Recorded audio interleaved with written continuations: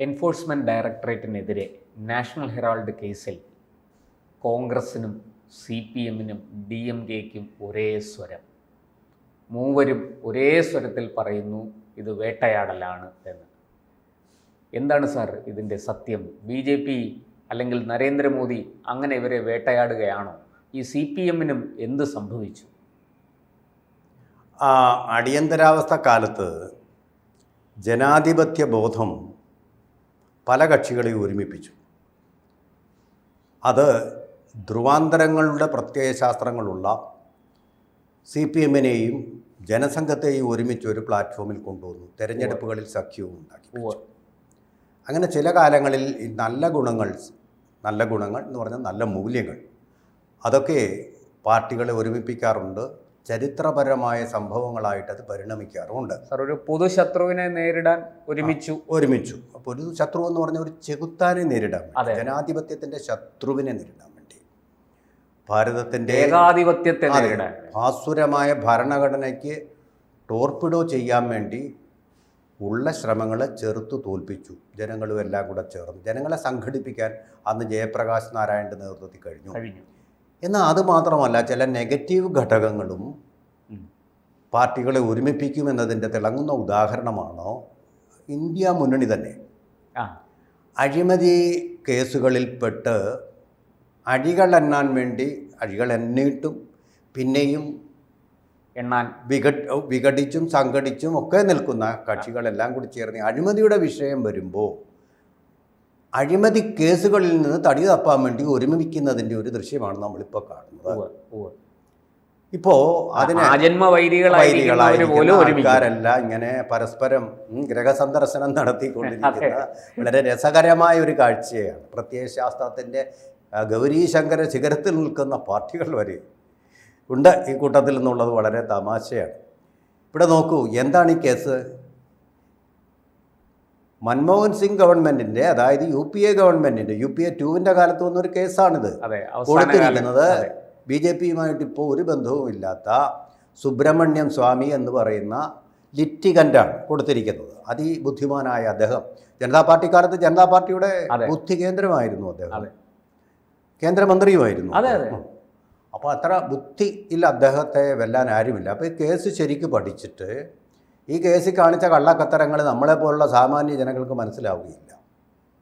ഈ കേസെന്ന് പറഞ്ഞാൽ national Herald എന്ന് പറയുന്ന ആ സ്ഥാപനം നമ്മുടെ ദേശീയ പുനരുദ്ധാരണത്തിനെന്ന് പറഞ്ഞു സ്വാതന്ത്ര്യ സമര സേനാനികൾക്ക് പണം കിട്ടാനെന്നും പറഞ്ഞ് ഒരു ഉദ്ദേശം പറഞ്ഞുകൊണ്ട് ആ പേരിൽ യങ് ഇന്ത്യ എന്ന് പറയുന്ന ഒരു കമ്പനിയെ കൊണ്ട് ഏറ്റെടുപ്പിക്കുകയും ഈ യങ് ഇന്ത്യ കമ്പനി തുച്ഛമായ വിലയ്ക്ക് ഈ നാഷണൽ ഹെറാൾഡിൻ്റെ എല്ലാ സ്വത്തുക്കളും, അസറ്റുകളും, ക്യാപിറ്റൽ അല്ല അസറ്റുകൾ മുഴുവൻ അങ്ങ് ഏറ്റെടുക്കുകയും ഒരു സ്വാതന്ത്ര്യ സമര സേനാനിക്ക് പോലും അത് കൊടുക്കാതെ കോൺഗ്രസിൻ്റെ കുടുംബം അതങ്ങ് വീതം വെച്ചെടുക്കുകയും അവരുടെ ഉപജാപക സംഘത്തിലുള്ള ചിലർക്ക് മാത്രം അത് കിട്ടുകയും ചെയ്തു. അവരാരും ഇപ്പോൾ ജീവിച്ചിരിക്കുകയില്ല.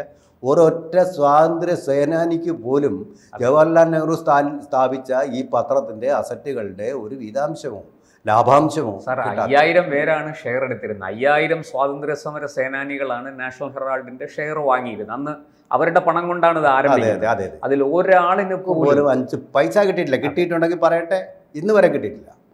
മാത്രമല്ല, ശതകോടികൾ മൂല്യം വരുന്ന ഈ സ്ഥാപനത്തെ തുച്ഛമായ 50 ലക്ഷം രൂപയ്ക്കാണ് ഇവർ അമ്മയും മകനും ചേർന്ന് അടിച്ചുകൊണ്ട് പോയി. കേസിലെ റോബർട്ട് വാദ്ര മരുമകൻ, കുടുംബത്തിലേക്ക് വന്ന മരുമകൻ കൂടി ഒരു പങ്കാളിയാണ്. വരുന്നവരെല്ലാം നേതാക്കളാണല്ലോ, ദേശീയ നേതാക്കൾ. ആ കുടുംബത്തിലേക്ക് വരുന്നവരും പോകുന്നവരും ആ കുടുംബത്തെ അദ്ദേഹം അതിനും അപ്പുറം അങ്ങോട്ട് കടങ്ങി എന്നിട്ട് ഹരിയാനയിൽ നിന്ന് വളരെ തുച്ഛമായിട്ട് കൃഷി ചെയ്യുന്ന സ്ഥലം വാങ്ങിച്ചിട്ട്, കൃഷി ചെയ്യാനാണെന്ന് പറഞ്ഞ് വാങ്ങിച്ചിട്ട്, ലാൻഡ് യൂട്ടിലൈസേഷൻ എന്ന് പറയുന്നത് വളരെ പ്രധാനപ്പെട്ട ഒരു കാര്യമാണ്.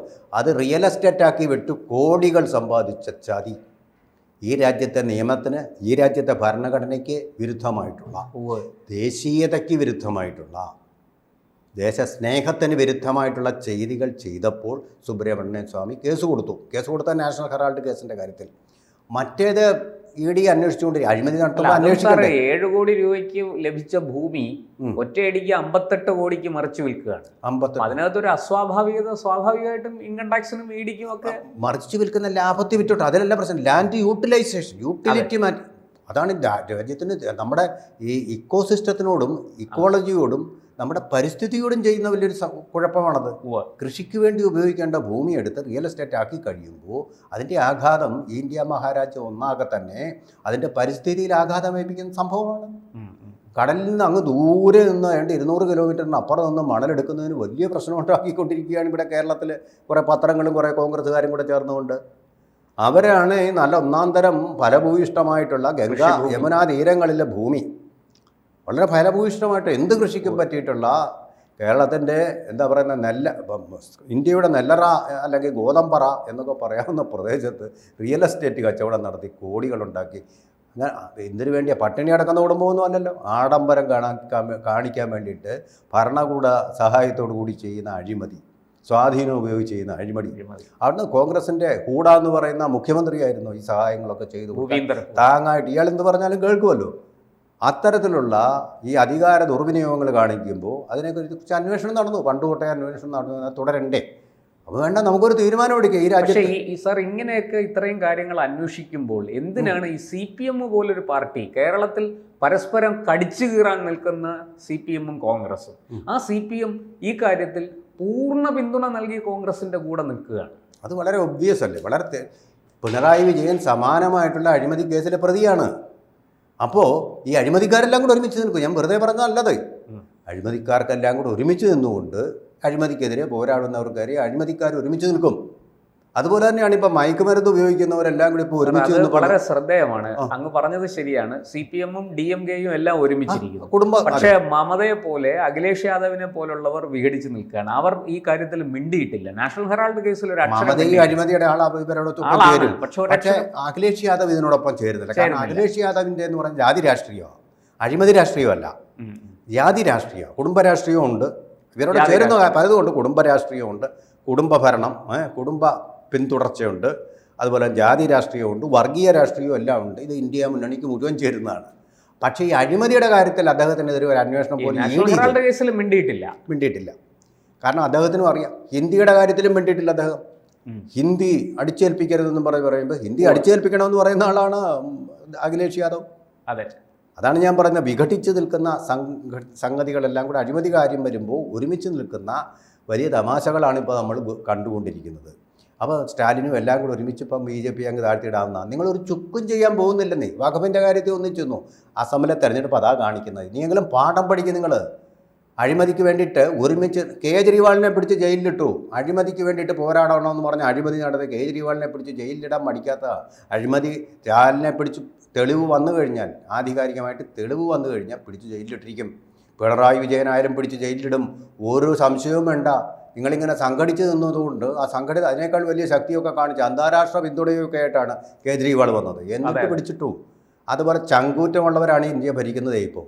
അതുകൊണ്ട് നിങ്ങൾ വിഘടിച്ച് നിങ്ങൾ തെളിവ് വന്ന് അഴിമതി നടത്തിയിട്ടില്ലെങ്കിൽ നിങ്ങൾ സുരക്ഷിതരാണ്. അഴിമതി നടത്തിയിട്ടുണ്ടെങ്കിൽ പിടിക്കപ്പെടുക തന്നെ ചെയ്യും. എന്നിട്ട് കേരളത്തിലെ ഒരു പത്രം, കോൺഗ്രസിനെ ഇങ്ങനെ താങ്ങി നിർത്തുന്ന ഒരു പത്രം പറഞ്ഞിരിക്കുന്നത് 194 കേസുകളിൽ അവർ അന്വേഷണം നടത്തി, എന്നിട്ട് 2 കേസുകളെ തെളിഞ്ഞിട്ടുണ്ട്.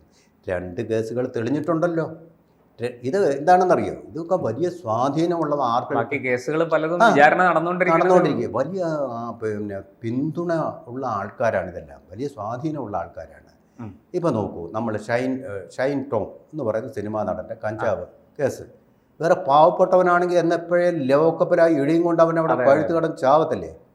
ഇയാളിപ്പോൾ സുരക്ഷിത വേറെ തിങ്കളാഴ്ച ചെല്ലണ്ട, മോൻ വരണ്ട, മോൻ വീട്ടിൽ തന്നെ ഇരുന്നു, ഞങ്ങൾ അങ്ങോട്ട് വരാം, ഞങ്ങൾ അങ്ങോട്ടിലോട്ട് വന്നോളാം എന്നും പറഞ്ഞായിരിക്കുന്നത്. മൂട് താങ്ങിക്കൊണ്ടാണ് നിൽക്കുന്ന പോലീസ് ഇവിടെ എന്ന് പറയുന്ന പോലെ. ഈ സ്വാധീനം കൂടുമ്പോൾ ഏതൊരു ഇച്ഛാശക്തിയുള്ള ഗവൺമെൻറ് വിചാരിച്ചാലും പോലീസുകാർ മൂട് താങ്ങാൻ ചെല്ലും. കുറേ പേര്, ആർട്ടലില്ലാത്ത കുറേ പോലീസുകാർ, വാഴപ്പണ്ടി പോലീസുകാർ കുറേ പേര് കാണും. അവരുടെ വക്കീലന്മാർ കാണും, വിലക്കെടുക്കാൻ പറ്റിയ വക്കീലന്മാർ കാണും. പിന്നെ സാക്ഷികളെ കൂറുമാറ്റിക്കാൻ പറ്റും. അങ്ങനെ ഒരുപാട്. ഈ ഒരു ശരിക്കും പറഞ്ഞാൽ ഒഴുക്കിനെതിരെയാണ് ഇടി നീന്തുന്നത്. ഒഴുക്കിനെതിരെ നീന്തി 2 പേരെ. അപ്പം എനിക്ക് തോന്നുന്നു ഇതിനകത്ത് കേജ്രിവാളിൻ്റെ പേര് പറഞ്ഞിട്ടുമില്ല. ഇഡി ഉണ്ടല്ലോ, അതിന്റെ പിന്നിൽ ഇഡി ഉണ്ട്. ജയിലിൽ കിടന്നിട്ടില്ലേ? അതെ, അദ്ദേഹത്തിന് അതിൽ നിന്ന് ഊരിപ്പോകാൻ അഴിമതിയിൽ കള്ളപ്പണം വെളുപ്പിച്ചു എന്നുള്ളത് ഇഡിയാണ്. 2 ഉള്ളൂ എന്നാണ് മാതൃഭൂമിയുടെ പരാതി. ഈ 2 അല്ല, മാതൃഭൂമി കാത്തിരിക്കൂ, ഇനിയും വരും. തെളിയുന്ന കേസുകളുടെ എണ്ണം ഇനി കൂടും. നിങ്ങൾക്ക് അതിനെക്കുറിച്ചാണ് നിരാശയെങ്കിൽ. അല്ല, അഴിമതിക്ക് പിടിക്കപ്പെടുന്നു എന്നുള്ളതാണെങ്കിൽ ആർക്കും ഒന്നും ചെയ്യാൻ കഴിയും. കൂടുതൽ വാർത്തകളും വിശേഷങ്ങളും നിങ്ങളിലേക്ക് എത്താൻ ABC മലയാളം സബ്സ്ക്രൈബ് ചെയ്യുക, ബെൽബട്ടനും അമർത്തുക.